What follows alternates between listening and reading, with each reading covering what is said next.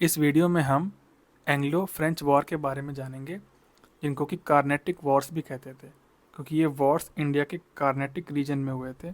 इस रीजन को कार्नेटिक बोला जाता था उस टाइम पे। अंग्रेज इसको कार्नेटिक नाम से बुलाते थे। टोटल 3 एंग्लो फ्रेंच वॉर हुए थे। चलिए एक करके हम तीनों को समझते हैं।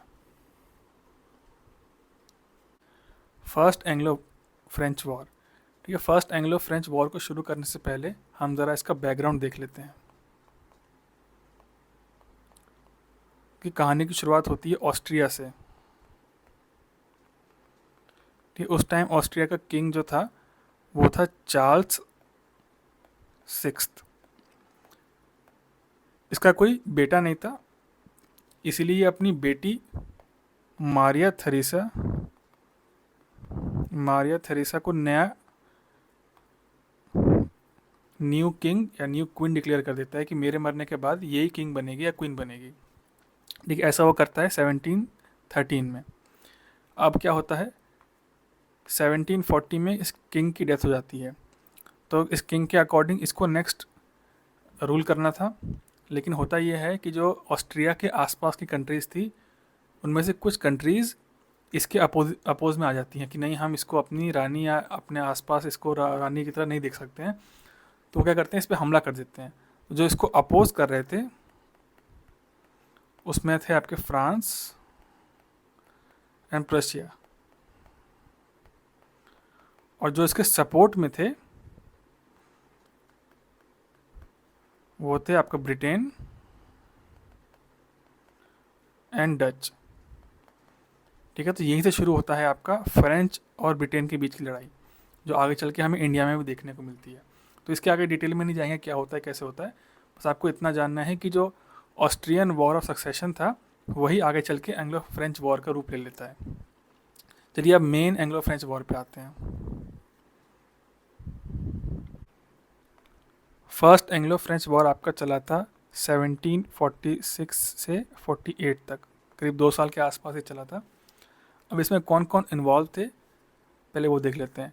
इंग्लिश आर्मी को लीड कर रहे थे कैप्टन बर्नेट। वहीं फ्रेंच आर्मी को लीड कर रहे थे डुप्लेक्स। अब होता यह है कि जो कैप्टन बर्नेट था ये क्या करता है, कुछ कुछ फ्रेंच शिप्स को ये सीज कर लेता है। और ऐसा माना जाता है कि यही जो फ्रेंच शिप्स को इसने सीज किया था यही आपका इमीडिएट रीज़न था।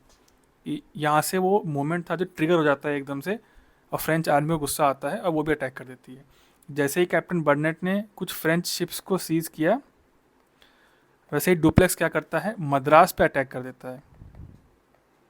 ठीक है, मद्रास को कैप्चर कर लेता है। और मद्रास उस वक्त बहुत ही इम्पोर्टेंट ब्रिटिश पोर्ट हुआ करता था। यहाँ पे ब्रिटिश की काफ़ी कंटोनमेंट्स वगैरह भी होती थी मद्रास में। तो अब होना क्या था, दोनों तरफ से अब लड़ाई शुरू होगी। लड़ाई होती है आपकी सेंट थॉमस एक जगह है, चेन्नई में ही एक जगह है ये। ठीक है, ये अडेयर रिवर के पास है, यहाँ पे बैटल शुरू होती है। ठीक है, अब देखते हैं इस बैटल में कौन कौन से ब्रिटिश और फ्रेंच लीडर्स इन्वॉल्व थे। तो पहले तो मैंने इंग्लिश में आपको बताया, ये इंग्लिश आर्मी को लीड कर रहे थे कैप्टन बर्नेट। ठीक है, लेकिन कैप्टन बर्नेट को सपोर्ट मिलता है कार्नेटिक के नवाब। मैंने आपको बताया कार्नेटिक ये जो रीजन था इंडिया का, ठीक है, यहाँ के जो नवाब थे अनवरुद्दीन, वो कैप्टन बर्नेट की हेल्प करते हैं। ठीक है, अनवरुद्दीन क्या करता है, अपनी एक आर्मी भेजता है 1000 की 10,000 की, सॉरी 10,000 की अपनी एक आर्मी भेजता है, जिस आर्मी को लीड कर रहे थे महफूज खान।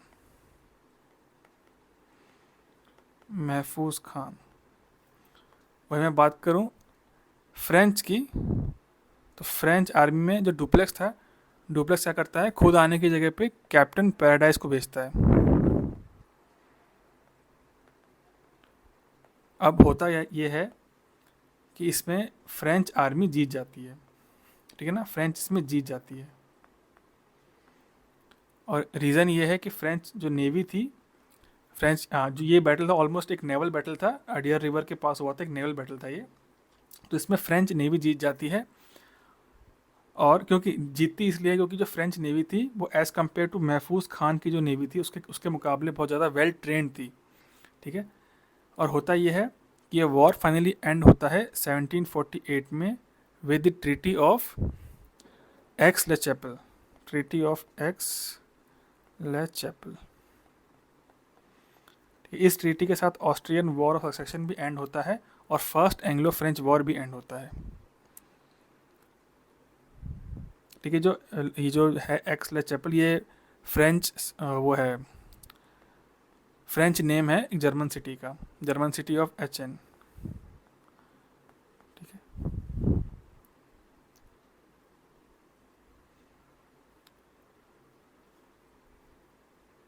इस वॉर के बाद मद्रास जो था वो वापस फ्रेंच आर्मी क्या करती है, मद्रास वापस से इंग्लिश को दे देती है कि भाई तुम अपना मद्रास रखो। लेकिन इसके बावजूद जो मेजर लॉस होता है वो इंग्लिश आर्मी को भी होता है और महफूज खान की आर्मी को भी काफ़ी लॉस होता है। ठीक है, चलिए अगला देखते हैं, second Anglo French war. Second Anglo French war आपका चलता है 1749 से 54 तक, ऑलमोस्ट 5 साल ही चलता है। ठीक है, अगेन इसमें भी इंग्लिश वर्सेस फ्रेंच का ही पूरा गेम था। अब क्योंकि पहले फर्स्ट एंग्लो फ्रेंच वॉर में इंग्लिश आर्मी हार चुकी थी, तो इस बार वो तैयारी करके आते हैं अच्छे से। इंग्लिश आर्मी को अगेन अनवरुद्दीन हेल्प करता है। अनवरुद्दीन के साथ साथ एक और राजा नासिर जंग की भी हेल्प मिल जाती है अंग्रेज़ों को। ठीक, ये लोकल रूलर्स थे उस एरिया कर्नाटिक के। वहीं जो फ्रेंच आर्मी है, फ्रेंच आर्मी को सपोर्ट मिलता है मुजफ्फर जंग का, और उसके साथ साथ एक आदमी और हेल्प करता है, वो है चांद साहिब। ठीक है, तो इंग्लिश आर्मी को सपोर्ट मिलता है अनवरुद्दीन और नासिर जंग का, वहीं आपको फ्रेंच आर्मी को सपोर्ट मिलता है मुजफ्फर जंग और चांद साहिब का। ठीक है, अब सेकेंड एंग्लो फ्रेंच वॉर में एक बहुत ही इंपॉर्टेंट बैटल होती है जो कई बार एग्जाम में आई हुई है। उसका नाम है आपका बैटल ऑफ अंबर या अंबूर, 1749। इस बैटल में अनवरुद्दीन की डेथ हो जाती है। अनवरुद्दीन वॉज किल्ड, और उसको मारता है आपका, ये दोनों मिलके मारते हैं, जंग एंड साहिब दोनों मिलके उसको मार देते हैं। मुजफ्फर जंग एंड चांद साहिब मिलके अनवरुद्दीन को मार देते हैं। और यहाँ तक आते आते ऐसा लग रहा था कि फ्रेंच आर्मी बड़े आराम से जीत जाएगी, लेकिन तभी एंट्री होती है रॉबर्ट क्लाइव की। ठीक है, रॉबर्ट क्लाइव हम सब जानते हैं। रॉबर्ट क्लाइव भारत के पहले, बंगाल के पहले गवर्नर जनरल थे। माफ़ करना, वो बंगाल के पहले गवर्नर थे, not governor general. He was the governor, first governor of Bengal. ठीक है, Robert Clive he was a strong ruler. तो उसने क्या किया, अब उसने अनवरुद्दीन को, वो तो मर चुका था, नासिर जंग को बोला भाई तू रहने दे, मैं खुद देख लूँगा। तो वो खुद अपनी इंग्लिश आर्मी को लेके वहाँ पहुँचता है और फ्रेंच आर्मी को हरा देता है। ऑल्दो ऐसा माना जाता है कि जो सेकेंड एंग्लो फ्रेंच वॉर थी वो इनकन्क्लूसिव थी। ठीक है, अब जो रॉबर्ट क्लाइव था स्टिल वो इतनी ज़्यादा हानि पहुंचाता है फ्रेंच आर्मी को कि होता ये है कि जो उस टाइम के जो फ्रेंच गवर्नर थे डुप्लेक्स, जो मैंने पिछले वॉर में बताया था आपको डुप्लेक्स, तो फ्रेंच जो गवर्नमेंट थी वो क्या करती है, डुप्लेक्स को वापस बुला लेती है, भाई तू वापस आ जा, तेरे बस की बात है नहीं।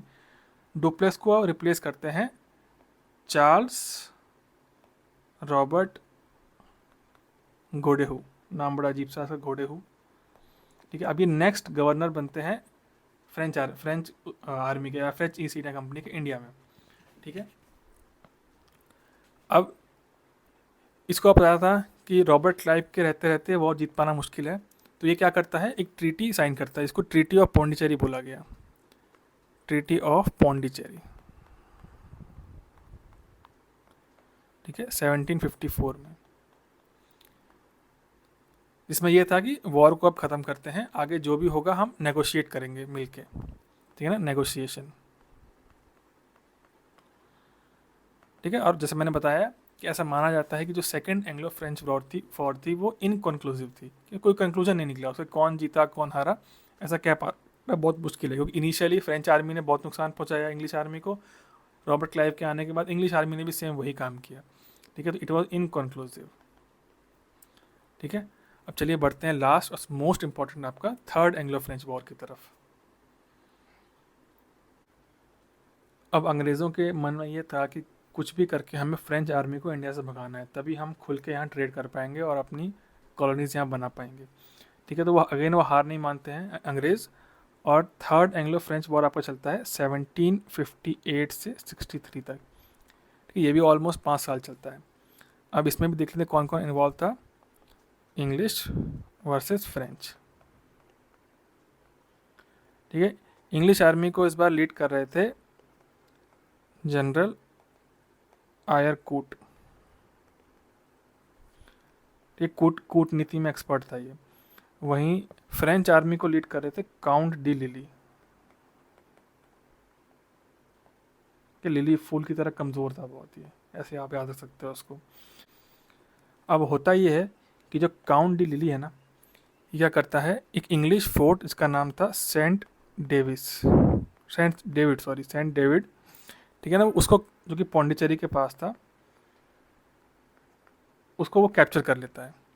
ठीक है, और यहीं से शुरू होता है आपका इस थर्ड एंग्लो फ्रेंच वॉर का मोस्ट इंपॉर्टेंट बैटल, जिसको बैटल ऑफ विंड वॉश भी कहा गया है। Battle of wind wash. ठीक है, एक्चुअल में ये विंड वॉश कुछ ऐसा स्पेशल नहीं है। तमिलनाडु में एक जगह है वंदावसी करके जगह है, तो वो लोग वंदावसी बोल नहीं पाते थे, तो उसको उन्होंने बना दिया विंड वॉश। ठीक है, ये एक्चुअल में है वंदावसी, जो कि आज के तमिलनाडु में है। ठीक है, अब इसमें इसमें अगेन यही दोनों इन्वॉल्व थे, general Eyre Coote and count D lily. तो ये आपको याद रखना है कि बैटल ऑफ विंड वॉश जो कि ये हुआ था 1760 में। ठीक है, 1760 में हुआ था। इसमें जनरल आयरकूट और काउंट डी लिली ये दोनों इन्वॉल्व थे। ठीक है, इस बैटल को मोस्ट डिसाइसिव बैटल माना जाता है। इसमें हुआ ये कि इंग्लिश आर्मी जीत जाती है। ठीक, इंग्लिश आर्मी जीत जाती है और ये पौंडीचेरी को कैप्चर कर लेती है। ठीक है, पौंडीचेरी कैप्चर। और ये जो काउंट डी लिली है ना, इसको ये लोग पकड़ लेते हैं और 1766 में इसको मार देते हैं। और फाइनली ये वॉर भी एंड होता है विद ट्रीटी ऑफ पेरिस। ठीक है, पेरिस में एक ट्रीटी साइन की जाती है, ट्रीटी ऑफ पेरिस 1763। ठीक है, इस ट्रीटी या इस थर्ड एंग्लो फ्रेंच वॉर के बाद British emerged as the world's leading colonial power. अब इंडिया में, पूरे इंडिया में अब अंग्रेज़ों के अलावा और कोई नहीं रह गया था। ठीक है ना, पोर्टुगीज़ को पहले हरा चुके थे, डच को वो पहले हरा चुके थे इंडिया में। अब बचे थे लास्ट फ्रेंच, तो उन्होंने फ्रेंच को भी हरा दिया। अब ये जो तीनों थे ना, डच, फ्रेंच और आपका पोर्टुगीज़, ये तीनों छोटे छोटे कॉलोनीज में बच गए थे। इसके अलावा बाकी पूरे इंडिया में अब केवल और केवल अंग्रेज़ों का राज था। अच्छा, एग्ज़ाम्स में ना यहाँ पे एक चीज़ पूछी जाती है कि तीनों जो एंग्लो फ्रेंच वॉर हुए थे, इनमें ब्रिटिश लीडर कौन था या ब्रिटिश कमांडर कौन था। तो उसको याद रखने की सिंपल ट्रिक है, BCE, बिफोर कॉमन एरा। तो ये फर्स्ट में था आपका कैप्टन बर्नेट, सेकंड में C से था रॉबर्ट क्लाइव, और थर्ड में था आपका आयरकूट। ठीक है, उसको आप ऐसे याद रख सकते हो। तो होप ये लेक्चर आपको पसंद आया होगा। मिलते हैं अगले लेक्चर में।